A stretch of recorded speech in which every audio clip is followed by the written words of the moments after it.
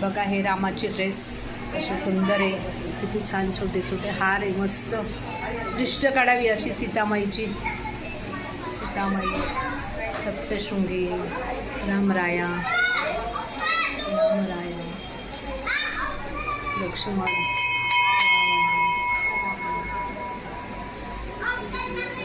देव जसे बोलता आहेत, दृष्ट काढावी असे सुंदर देव सजलेच आज एकादशीचे.